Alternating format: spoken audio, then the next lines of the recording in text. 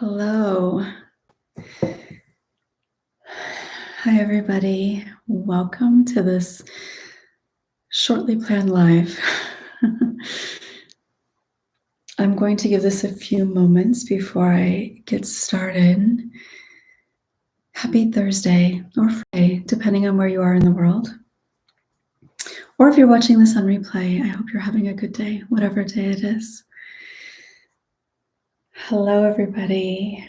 Welcome. Please do say hello when you come on. I'm going to give this another 30 seconds or so before I get started. Give people a chance to come on. So, well, I'm going to wait to say that too. How are you? How are you doing today? Hi, Candace. Hi, Via. Please do say hello. I'd love to know who's here. She says that there are certainly more people that are saying hello. Hi, Natalie. Hi, Jess. Welcome. All right, so I'm going to do this one a little bit different than normal. So I'm going to share my thoughts as I normally do, kind of in the first part of the video. And then I'm probably going to end this video, but then I'm going to immediately hop on a new live to have discussion about it. So, so this part of the conversation is going to be mostly me just sharing my thoughts. And then when I end this, I'm going to create another new live to start immediately, and we can have a conversation about it. So I hope that you stick around because I would love to hear your thoughts as well, and to kind of have a little bit of a conversation about what we can do. So thank you everybody for joining me. So it's April 1st, Sexual Assault Awareness Month. So I often hear from people like, what is Sexual Assault Awareness Month? Why do we need Sexual Assault Awareness Month? Well, what I'm going to talk about today is one of the reasons why we need Sexual Assault Awareness Month and why more people need to be aware of Sexual Assault Awareness Month. Hi, Barbara. Can you guys hear me? Can you just let me know if you can hear me? I'm guessing by now you probably can, or you probably would have let me know, just in case. So a lot of people have never heard of Sexual Assault Awareness Month or don't really understand why we need it. So in the news in the US, and I know this happens globally, it's certainly not in the US, but just literally in the last couple of days, there has been, great, thank you guys. There have been some headlines in the news that made me literally yell at my television. I want to throw something at it the other day. And so I thought, Sexual Assault Awareness Month, this is why we need it. Because at this stage, after all of Me Too, the fact that it continues to happen is frustrating and disappointing. So Sexual Assault Awareness Month is to bring awareness of the reality of sexual assault and abuse, sex crimes kind of in general. And we need it in part because of awareness, but we also need to create the space in our society and in our communities to talk about sexual assault for obviously a number of reasons. And there are all kinds of reasons why we don't really talk about sexual assault in a way that really changes anything. So here in the US, a couple of days ago in print media and news media, television, there were headlines about a US congressman who, the headlines, they varied, but they were all basically the same, stating that he's being investigated by the Department of Justice for sex with an underage girl. Other headlines, sexual relationship with a 17-year-old.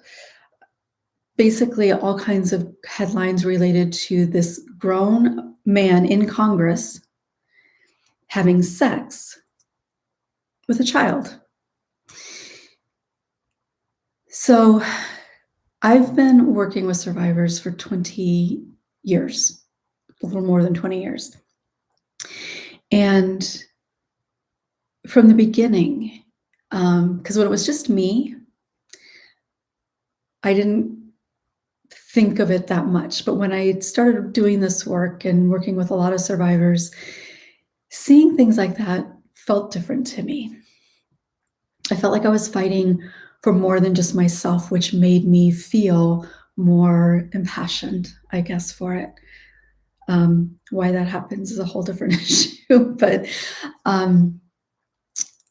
I became really aware of just how often in news reports in particular, things are talked about, and they're talked about in a way that is not entirely accurate and is also frustrating.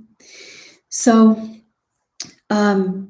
these headlines with this grown man in a significant position of power having sex with an underage girl or having a sexual relationship with a 17-year-old.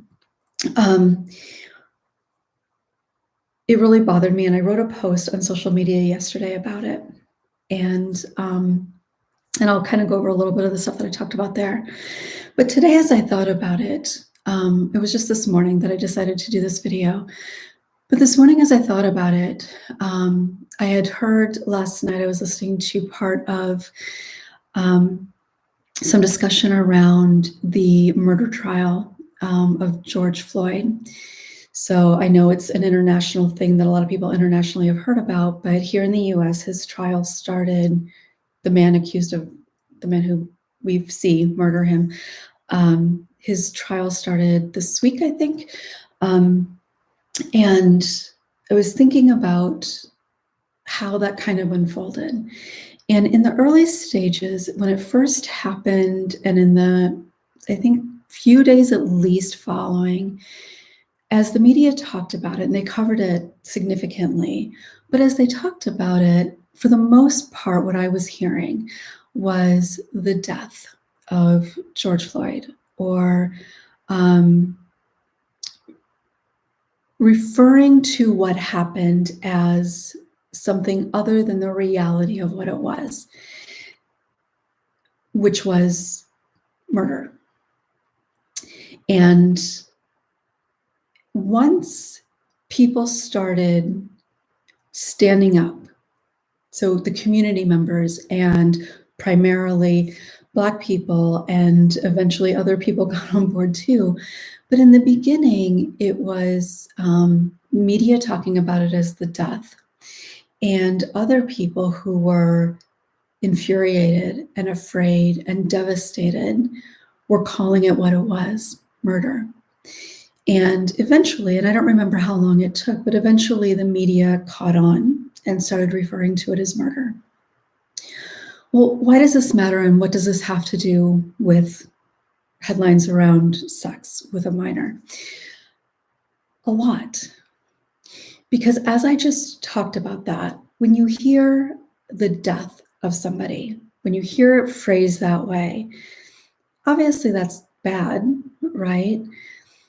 But the people who were standing up, the people who started the marching, they were calling it murder because that is in fact what it was. Now, whether he's convicted of it or not doesn't actually matter. But the reality of that situation, the reality of what was done to him, the reality of the impact of those people who had to stand by and couldn't do anything about it, they witnessed a murder. George Floyd was murdered. Somebody, that police officer, made a choice to do what he did that led to the death of George Floyd. So when these people start standing up and calling it what it is and marching in the streets, we feel, the rest of us, and them, I'm sure, but the rest of us feel the heartbreak. We feel the outrage. We feel the devastation, right? Watching that. Some people couldn't actually bring themselves to watch it because it's just horrifying.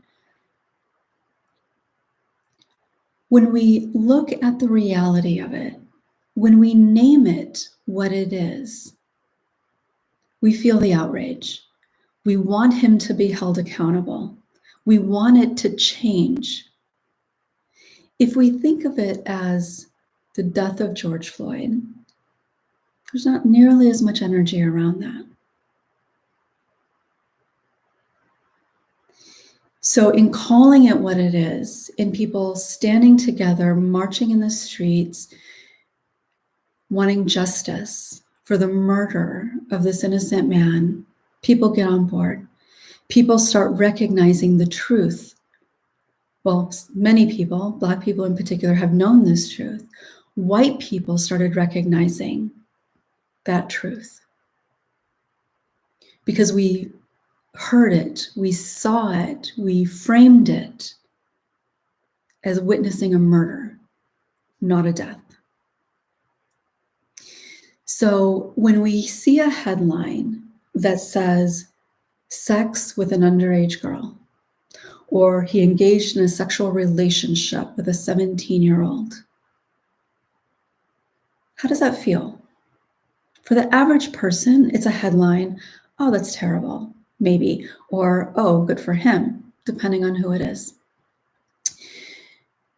But sex itself doesn't have any real negative connotation to it, right? Sex is fun. Sex is mutual. Sex is natural. So when we see the headline or hear the headline, a sexual relationship, sex, it doesn't really mean a whole lot. But the truth is that any adult who engages in any sexual behavior with somebody who is under the age of consent, in most states, that is 18, any adult who engages in any sort of sexual behavior with somebody under the age of consent, it is not sex. It is not a sexual relationship. It is sexual assault. It is that simple. Now, every state, and certainly country, but every state, even in the US, might have some different language around the statutes. So what they might criminally indict somebody for, and of course, most sex crimes are not adjudicated, but if somebody were to indict somebody for a sex crime, the languaging in the statute may be a little bit different depending on the state. But in reality, any adult engaging in sexual behavior with somebody under the age of consent, it is either sexual abuse or assault, depending on what it is that they're doing. But certainly sex with somebody under the age of consent, it is sexual assault. There's no real gray area there. That's what it is. Why does it matter? Well, for a few reasons. Probably even more, actually. But a couple of things in particular stand out to me. When we hear that kind of headline, or we hear about something like that phrased in that way, it doesn't feel like a whole lot. It's very easy to just gloss over it, not pay that much attention, not look at what happened as a significant thing. And so, oh, not that big of a deal. Oh, he should still stay on all his committees. He shouldn't lose his job for this. It was just sex. So when when the media, and then therefore society, doesn't take it seriously at the level of what it actually is, again, think of death versus murder, then nothing ever changes. Our cultures, pretty globally, will view that, will look at sexual assault in general, not in the way that it needs to be looked at, especially not when it's perpetrated against somebody under the age of consent, because the impact is lifelong. The impact can be devastating to a person if they never get help, which brings me to the second point. If society is minimizing or denying even the reality of what has happened in that situation by calling it sex versus sexual assault, then the victim in that case, the person, the 17-year-old or the underage girl, also then says to herself, maybe even subconsciously, well, it was just sex. It's not a big deal. I shouldn't be upset about it. I certainly shouldn't be affected by it. People know, and he's still doing his job. Clearly, it's not a big deal. And of course, you cannot heal what you deny is wounded. So as the media and society perpetuates these myths and stereotypes and lies about the actual behavior, then survivors do not ever recognize that there is something to heal. They think they're crazy or weak for being affected, by being upset, by struggling with relationships, because it was just sex after all. Think about the types of headlines when it's a teacher and a student, particularly a female teacher and a male student. It's almost always referred to as sex with a student, or they engaged in a sexual relationship. And saying they engaged suggests that it was mutual, that it was equal. And there's nothing equal or mutual when it's an adult and a child, even if that child is 16 or 17 years old. But the media, the headlines are the teacher engaged in a sexual relationship with her student. I don't remember the name of the case that made really big headlines, and they ended up having a baby together later. That was often referred to. In fact, almost, I'm not going to say exclusively, because I think eventually it did start to get talked about a little bit differently, but it was always this female teacher having a relationship with her student. No, it is not a relationship. It is abuse.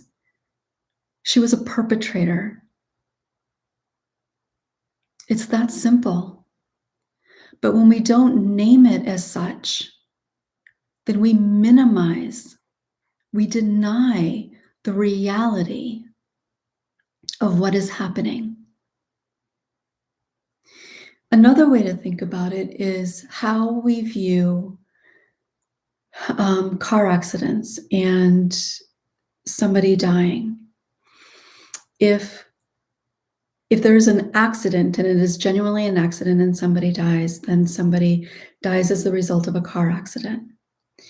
But if somebody dies because somebody was driving under the influence or texting, then there's literally a crime involved, right? And the crime is, again, it can vary, but like vehicular manslaughter, because somebody engaged in a behavior that they should not have been engaging in, which led to the death of somebody. But if you call it somebody died in a car accident, certainly that feels bad, certainly for the people who love that person. But when you name it for what it is, it brings attention to the reality of just how devastating driving under the influences or texting while driving. When they show you the cars that are damaged because, and I'm thinking of a particular female student in the US, and I don't remember how long ago this was, but she was, I believe, texting and driving, and I think she did survive, but her car was damaged considerably, and it was pretty significant. Her injuries were significant. They're showing you that not because it was a simple accident, but to understand that there was a behavior that led to that. So you have to name the truth. You have to call it what it is. Drunk driving versus a car accident. Murder versus a death. Sexual assault versus a sexual relationship. Those are very different things. Very different things. And until people with influence, the media, begins to use language that truthfully represents what is happening, people will continue to get away with it. Survivors will continue to deny and minimize their own experience, which means that they won't do the healing that they need to do because they won't believe that there's anything to heal from. Why do they need to heal from a sexual relationship? Sexual abuse and assault is real. It's happening every day, pretty much every minute of the day somewhere. And it can look a lot of different ways.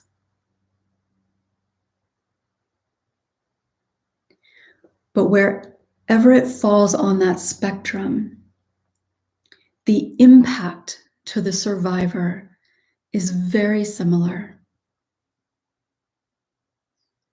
And if the people in positions of authority, the people in positions who dictate the narrative around it, are not being truthful in their languaging, and I'm not suggesting that they're hiding the truth, but it's a lack of awareness, it's a lack of understanding, which is why I'm doing this video. They have an obligation. There's an obligation. There's a responsibility to name it what it is. Survivors deserve that. Perpetrators also deserve that. After all, the shame is not ours. And until we can connect the fact that somebody is perpetrating a crime, whether it's ever prosecuted or not, whether it fits any specific statute or not, if we view that person as engaging in a sexual relationship, we will never take it seriously. So, what can we do? I can tell you that there have been times that I have felt like it's pointless to continue to talk about this. And I feel like, okay, screw it, I'm done. I don't want to keep doing this. I keep bringing it up over and over again and nothing changes, of course. Not that I expect those people to be watching me or listening to me, but it's frustrating. It's exhausting at times. It's been 20 years. But the more that we, everyday people, the more that we understand this, the more that we can see that this is what's happening, we will share things like this. Maybe share this video. Maybe have a conversation with somebody that you know. But recognizing it in ourselves, when we see that, questioning it, like, wait a second here. Having conversations with those close to us. Maybe even reaching out to somebody. If there's somebody that you respect or admire in television or news or print media, an influencer of some sort, you can reach out to them and educate them a little bit. You don't have to do that, because the more that we, on an individual basis, with the people closest to us, if we can have these conversations, then it spreads. On my post yesterday, there was a message from somebody who actually is a social worker who read the headlines, and it didn't sit well with her. But she wasn't able to really fully kind of name and conceptualize exactly what it was that was going on that didn't feel quite right for her. So this is something that even therapists, hopefully not a trauma therapist, but even therapists aren't necessarily going to recognize, because it's such a normal part of what we tend to experience, right? We see these headlines all the time. I've even seen news reports and stuff about a father having a sexual relationship with his daughter. What? Oh my God. But that's how they talk about it. And that is not the reality. So again, not that I expect anybody in the news media to see this, but if you do, or if you know somebody, even local news, please be mindful of how you talk about this. You have a responsibility. And I believe that most of you take your responsibility seriously and want to do the best that you can. And why I'm talking about this is because you really don't know that it's wrong. You really don't understand the implications. And neither do most of us, because most people in their everyday life would say the same things. But until we can name it for what it is, the myths, the stereotypes, the victim blaming, the lack of awareness of how we as individuals have been impacted by sexual assault, it will continue. And all survivors deserve to have an understanding of the reality of what's happened to them. They deserve, from people in those positions, to have named properly what has happened, what the crime truly is, that it is in fact a crime. Whether there's a conviction or not, if somebody's being investigated for sex with an underage girl, they're being investigated for sexual assault. So, if you weren't here in the beginning, I am going to go ahead and end this video here. I'm going to hop on and do another live so that all of you can join me again and we can have a conversation about this. So thank you very much for watching, and stay tuned. In the next minute or so, I will come back on live to further this conversation. So thanks for joining me. Welcome to Sexual Assault Awareness Month, and I will look forward to having further conversations.